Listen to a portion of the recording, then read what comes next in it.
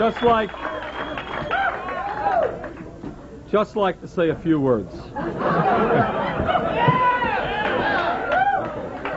First of all, okay, the night is ours, but we want to congratulate our opponent for running a clean campaign and a tough campaign, and we congratulate him. It's not easy to lose, but he deserves credit for running a damn good campaign.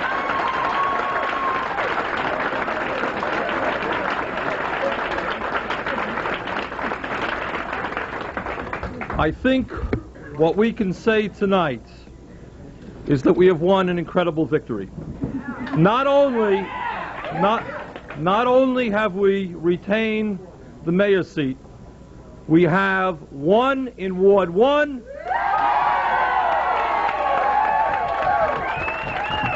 one in Ward 2, one in Ward...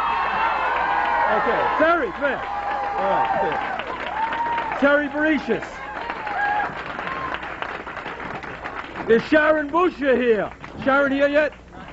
Is Tom Smith here yet? Yeah. Tom Smith.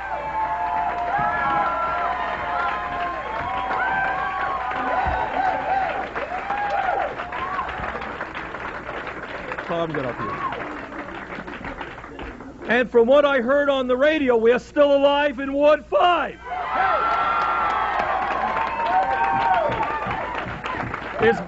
Is Mary Bentley here?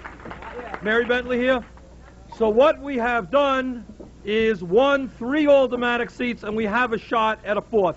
And furthermore, from what I can understand, we have won every one of the initiatives that were on the ballot.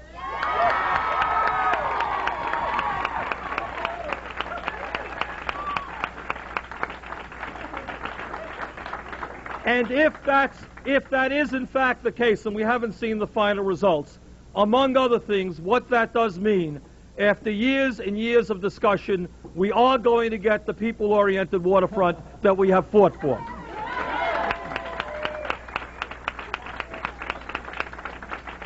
Okay. The last point that I want to make is this: that tonight's victory clearly would not have been possible without the work of an enormous number of people. There's no question about it. We have never had as good a volunteer and grassroots effort as we have had in this campaign. And there are hundreds of people that we could bring forward right now, but I want to bring at least 2 people forward. Jim Schumacher.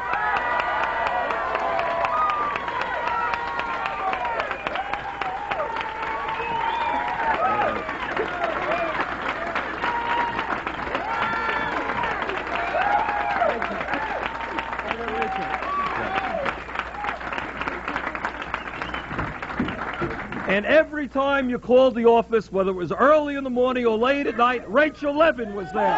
There's Rachel.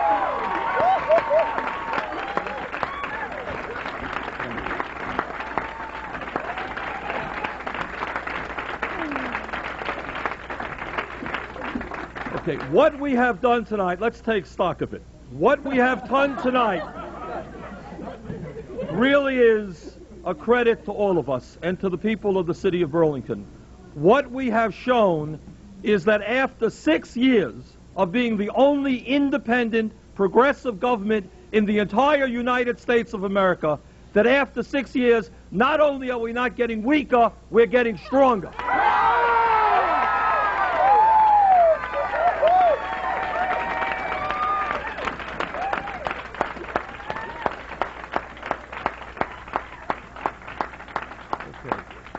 And with that responsibility of being a unique type of government in America goes not only the obligation to continue to do the very best job that we can for the people of Burlington, and that goes without saying, and we're going to continue to do that, but equally important, we have got to be an example to the rest of the United States of America that a grassroots movement standing up, fighting for world peace, fighting for social justice, fighting for economic democracy, for the rights of all people, rather than just the very rich, is an idea that is as American as apple pie.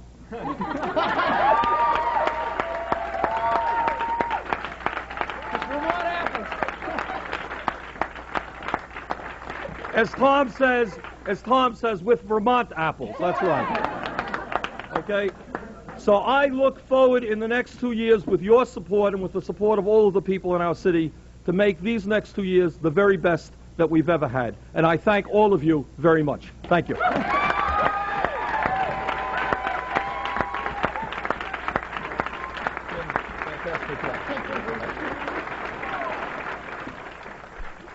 It goes without saying, I think, that the results of yesterday's election were extremely gratifying to me and to all of us in the progressive movement.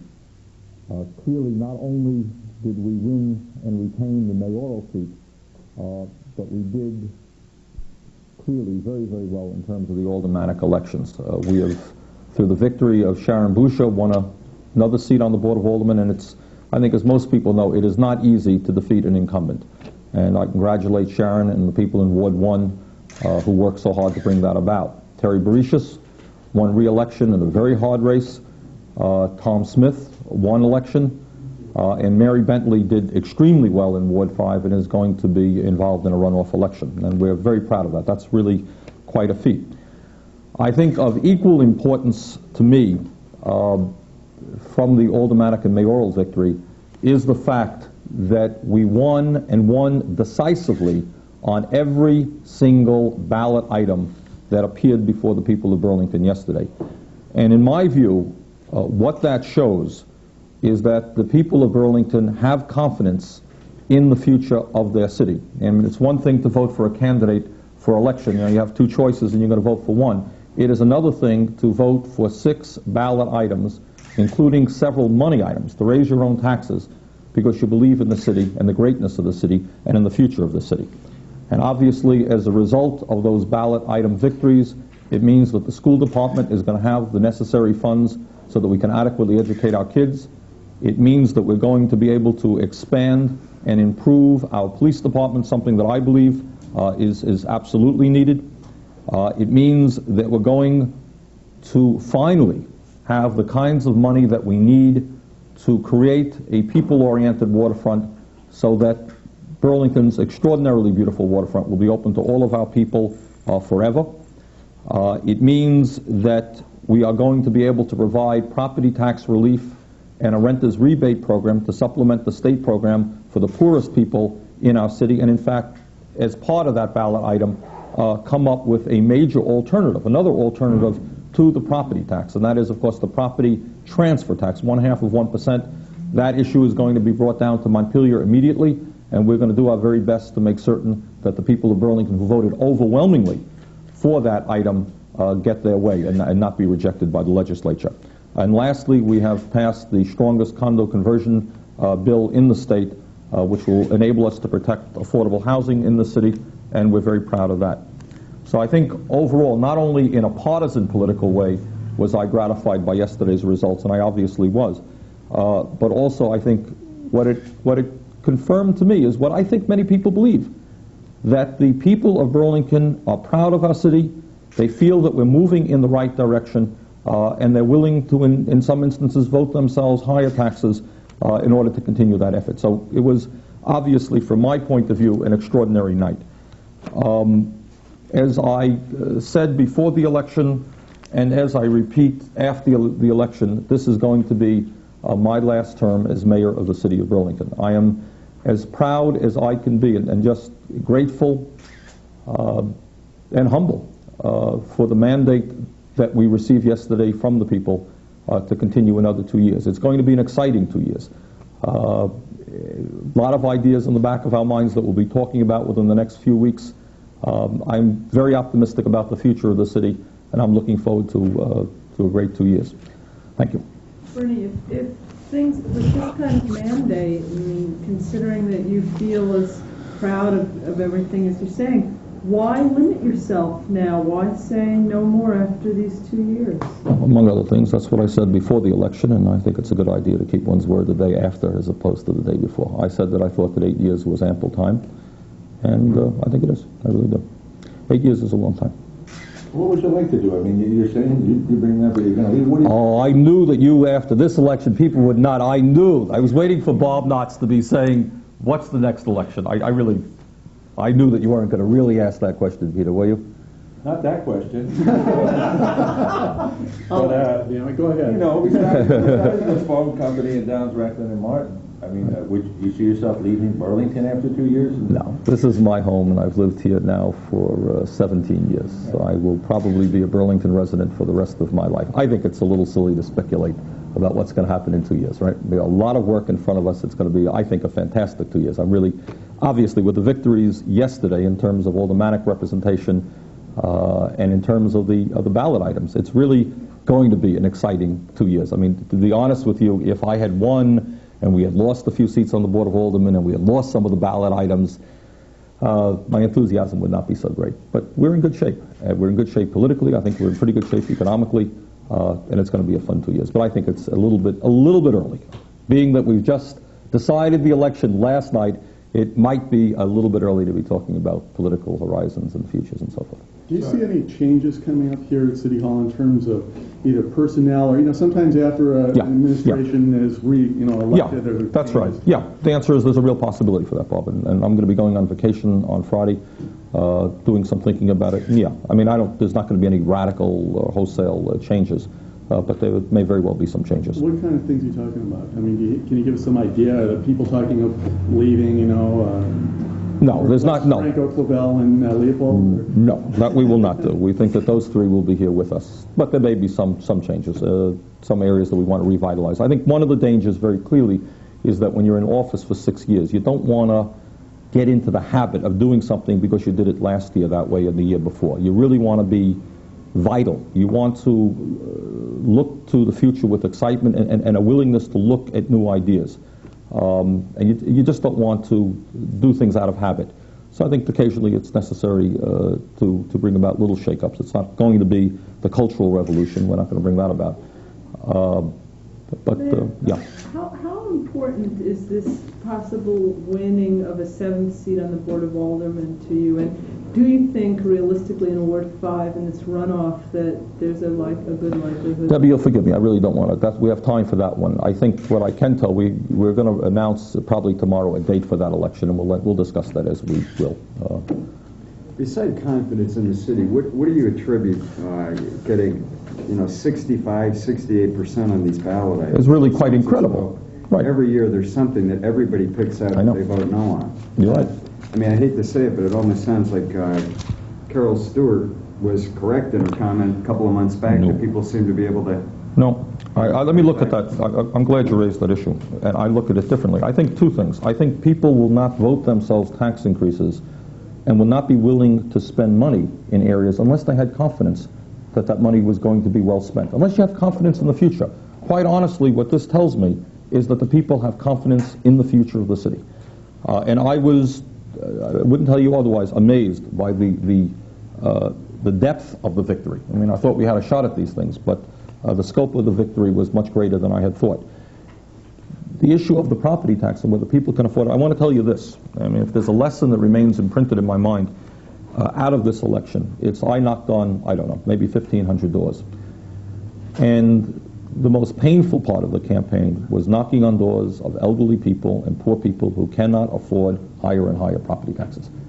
So what I think you have here is there are numbers of people who can afford higher property taxes, and I've never denied that. But there are many people who cannot. And there are some people who are willing to bite the bullet because they felt it important. But if anything, out of this campaign came my even stronger feeling about the stupidity of the property tax to fund education and municipal services. The fact that people finally were willing to do it doesn't mean to say that the tax is not a bad form, a bad method of raising money for education and municipal services. And I just knocked on too many doors. The impact of reappraisal was just, when you think about the nature of this campaign and the things that I was running against, I think it's fair to say that certainly one of the hardest things that I was running against, and clearly that I was most frightened about, was the impact of reappraisal. I mean, you can explain to people over and over again, and I think they do believe what is in fact the truth. The city of Burlington did not receive one extra penny from reappraisal. If somebody's taxes went up, somebody else's taxes went down. And yet it doesn't matter. If your taxes went up by 50 or 75% and you can't afford that, it doesn't matter what the mayor tells you. You're hurting. And a lot of people are hurting. And I honestly, out of this, has come almost, if you want, a reinvigoration on my part to do everything that I can to break our dependence on the property tax. I'll be down in Montpelier tomorrow starting that process again this year, and something has got to be done on that. Are you going to be speaking out any more on statewide issues now? Are there going to be any change with regard to that? Well, I think, Bob, during the election, I spent almost all of my time here in Burlington. I have been down to Montpelier on a number of occasions, but I will certainly, as soon as I return, I'll be down in Montpelier tomorrow. We're going to fight for these charter changes. Okay? We are going to make certain, in terms of the state aid to education situation, that not only that Burlington, but every community in the state of Vermont gets a fair shake. The foundation plan, I hope that the foundation is crumbling, and we're certainly going to do everything we can to bury it. And we're going to look for some progressive approaches to funding education. Once again, I have to say that in terms of Burlington, and in terms of every city and town in the state of Vermont, the major issue that we have to deal with is the absurd and unfair relationship between state government and local government. Reading the paper today, you read various towns who have lost revenue sharing. And all of these communities all over the state, they're battling. What do they cut? How much do they raise property taxes in order to compensate for education, compensate for the loss of revenue sharing? That is the major issue. The legislature is not dealing with it appropriately, and I think, that the League of Cities and Towns and I will be doing everything that we can to change that. Last night, in his concession, Lafayette expressed the hope that you would take a serious look at his Burlington 2000 plan and try to implement something similar to that in your next 2 years. Do you have any plans for anything like that? Well, I think it's always a good idea to bring people together to look to the future and see how we go. I think we do that on an ongoing basis. Whether we would do it exactly that way, I don't know, but certainly it's a good idea. Any other parts of his campaign that you see being appropriate to look at? We'll try to get more lighting out on the streets.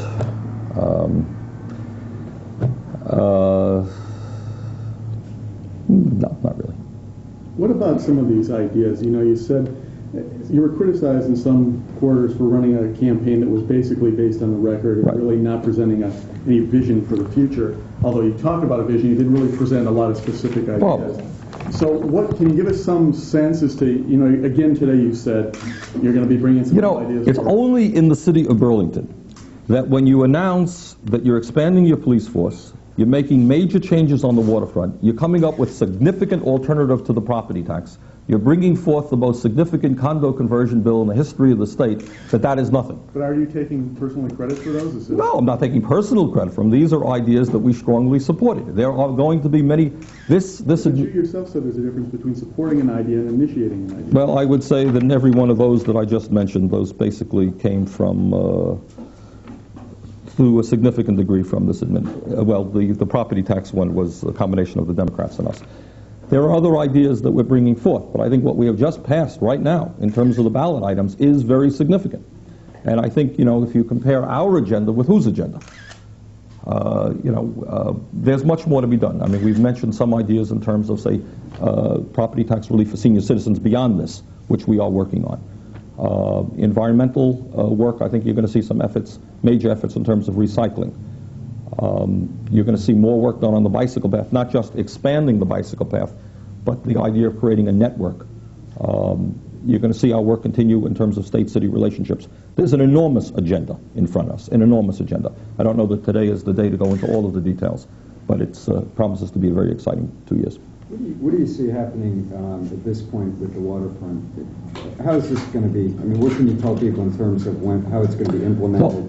All right. The hope is that work will begin as soon as possible, and we would like to see some real visible improvements certainly by this summer. Now, obviously, as you know, the location of the community boathouse is something that still has got to be explored, and that we're doing right now.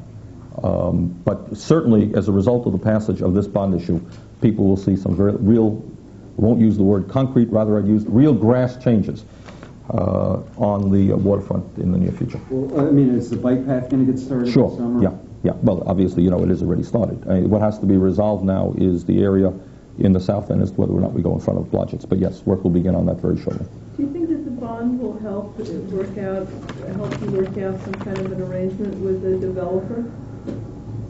I think that once we have gone as far as we will have gone in allowing the people of Burlington to understand that there's going to be a whole lot of public access, a community boathouse, a bike path, more parks, I think it makes it easier to begin the discussion with private developers. Yeah, I do think so.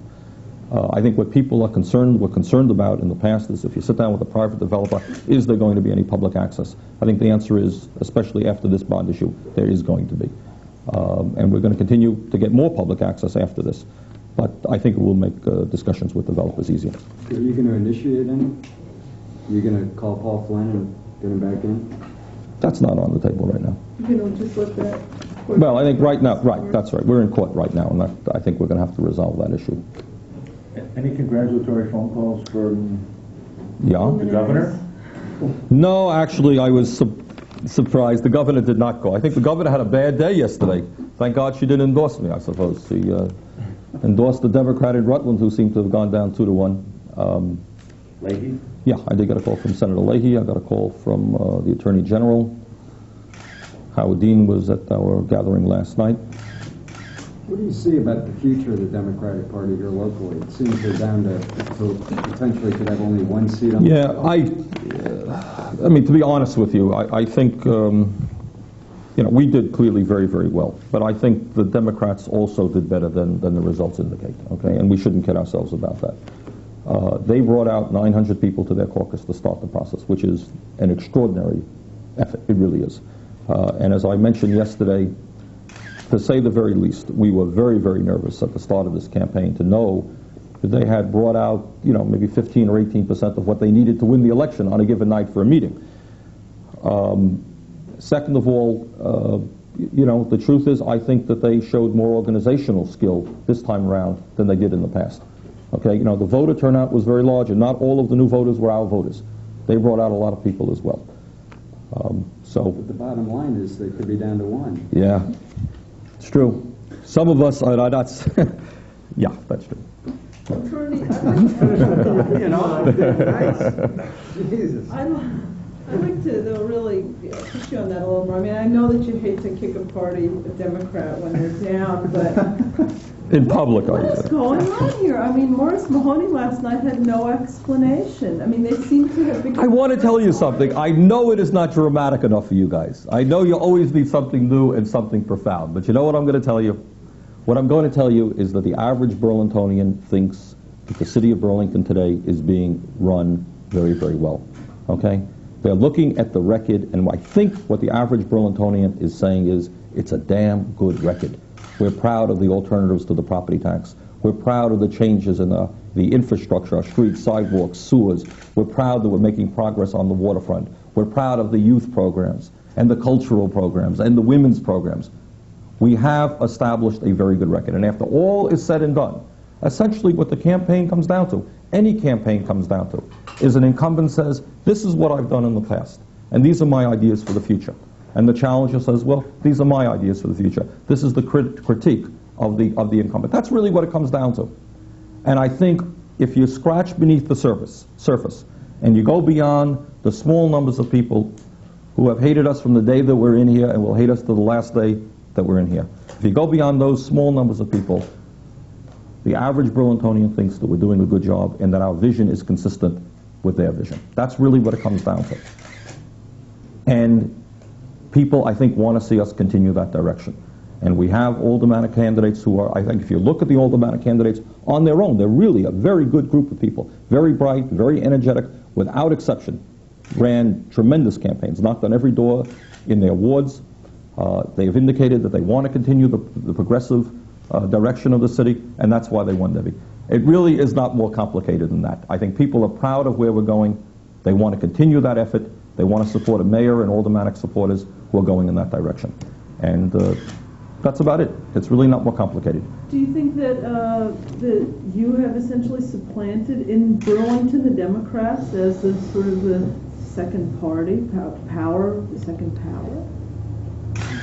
I wouldn't phrase it that way. I mean, I won't repeat. I mean, I think people like what they're seeing. That's about it. They like the direction of city government right now, and I think the majority of them said, why should we change that direction? Why don't we continue going in that direction? Has your political organization progressed to the point that it is a machine I mean, the quote last night from Morris Mahoney was that you guys had quite a machine. Yeah, well, I think Morris has been making that same quote and that same word for the last 5 years. I know theirs is a grassroots citizen movement, and ours is a political machine. Well, but you know, there was the Paquette machine for 10 years, right? Is there a Sanders machine now? No, I think, but let me answer it this way and say this, that in truth, I think that the work done by our volunteers, and I have to tell you, at this point, we have not paid 1 penny to any campaign worker up until this point. It's been an all-volunteer effort. That the effort of yesterday was far and away the most intensive and best effort that we have ever made, and that's certainly an important part of why we won yesterday. We had volunteers out knocking on doors all over the city, making God knows how many telephone calls, doing an extraordinary effort. I think, you know, when people want to criticize you, they call it a machine, but I think if you look at it objectively, what you had is a grassroots movement of people who are proud of what we've accomplished and want it to continue for another 2 years. But again, to use that word, Morris literally has been using that same word. I think you'll check your records for the last 5 or 6 years. Yeah. Do you see any difficulty with the fact that you have signaled that this will be your last term getting anything done? No, I don't think so. Why? I mean, why should it make it different than it was in the past? We have... Well, people know you'll be gone in 2 years. What? Oh. Okay. I think... No, I mean, I think basically the way we have worked in the past and will continue to work is we bring forth an idea. And if the idea makes sense, we're going to try to rally public support for that idea. And I think that will be the case. I think, you know, if the idea makes sense and there's public support for it, why should it be defeated? And if people want to oppose it just for, you know, the sake of political partisanship, we'll deal with that when it comes up. But I honestly don't believe that the policies will be treated differently because I'm in my last term. How do you explain it to yourself when you look at what happened last November in Burlington? You got 15% of the vote. A lot of those people that went to the polls in November and checked Cunin turned out a lot of them and checked Bernie Sanders this time. 22% of the vote. 22? That's good? In Burlington, yeah. Well, okay, 22 to 55. I think the answer is not a hard answer. I think often when people go to the ballot box, they say, do I feel comfortable that the governor has been doing a job that I can support? And apparently 55% of the people said, yeah, I do. I don't want to change governors. I think yesterday people went to the polling booth and they said, has the mayor been doing a job that we want to support? And they said yes. And I think that's really what it's about.